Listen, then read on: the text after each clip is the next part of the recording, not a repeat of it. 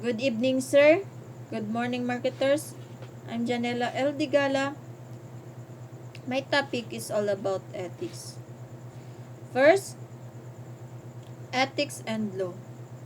Ethics and law are closely interrelated. Ethics basically deals with morality, and morality presupposes a norm or law of conduct by which right is distinguished from wrong. When we talk about morality, we mean moral law. Essentially, laws enforce the behaviors we are expected to follow, while ethics suggests what we ought to follow and help us explore options to improve our decision making. Second, ethics and love. To love and to be loved forms the most important and distinctive feature of the human personality. Ethics is knowing what is morally right and wrong. When one doesn't love someone, she or he may actually do wrong, but knowing he or she loves everybody. Moral actions existed because when you love someone, you would do no evil. For evil is essentially the hatred, rejection, or turning away from good. Third, ethics and work. Work refers to the exertion of the body and mind of performing or accomplishing something. Work ethic is a belief that hard work and diligence have a moral benefit and an inherent ability, virtue, or value to strengthen character and individual abilities. Fourth, ethics and family.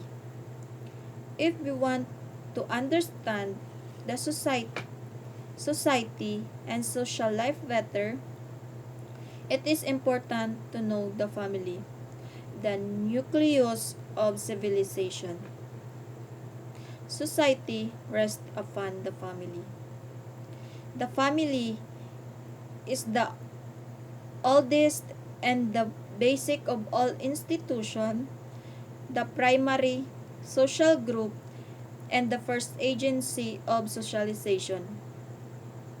It is in the family where we learn to care for others beyond ourselves, to sacrifice ourselves for others, to love others. The most natural environment for a child to grow mentally and spiritually from a state of selfishness and selfish behavior to unselfishness is the family setting. The family is the school of love and where children cultivate heart and build character, learning virtue, norms, and manners. Sixth, fifth, function of the family. The family, as the basic social institution, is one of the most important agent of socialization because it teaches its members the rules and expectation for behavior in the society. A functional family is one in which family members fulfill their agreed upon rules and responsibilities, treat each other with respect and affection, and meet each other's needs. Sixth, sex and ethics. Sexuality, as created and ordered by God, is intended to lead human beings into that community of life and love known as the family.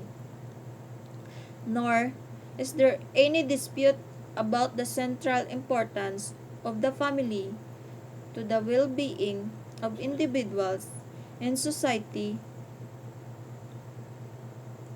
in general.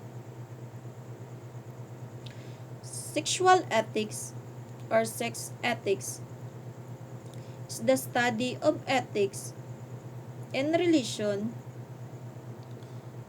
to human sexuality and sexual behavior. Sexual ethics seeks to understand ourselves, evaluate, and critique the conduct of interpersonal relationship and sexual activities from social, cultural, and philosophical perspective. Sexual ethics involve issues such as gender identification, sexual orientation, consent, sexual relation, and procreation. Sex has historically been an issue of great importance to people in cultures all, all over the world, and such is a pertinent topic of discussion and study as sex is a social practice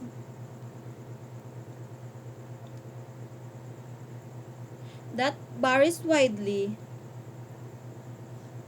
in the ways that it is understood, performed, and discussed. There is much. There is much to be said for a critical and comprehensive study of sexual ethics and norms. Lastly, birth control and ethics. Issues on the birth control and the use of contraceptives have been discussed exhaustively by the pro-life movement of the Philippines, the Catholic Bishops' Conference of the Philippines, and the Roman Catholic Church. Because birth control, in the form that we know and understand it today in our modern society and culture, it didn't exist back in Bible days. We had to search for principles and truths that we can apply to these modern situations. Christians are divided on this issue. Some Christians believe that it's wrong to use any kind of birth control because you're preventing what could be a person who God wants to create. Who are we to be standing in the way of God creating a person? And that's all. Thank you.